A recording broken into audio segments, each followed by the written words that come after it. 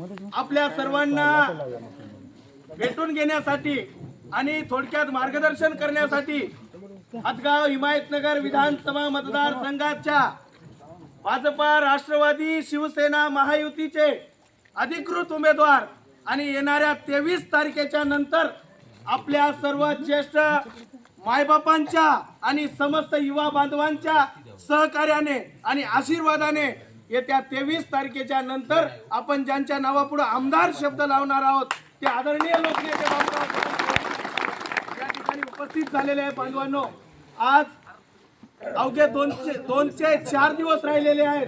आपल्या हदगाव हिमायतनगर विधानसभा मतदारसंघाची निवडणूक ही पार पडत आहे. बांधवांनो, आजपर्यंत लहान तोंडी मोठी गोष्ट बोलतो आपण.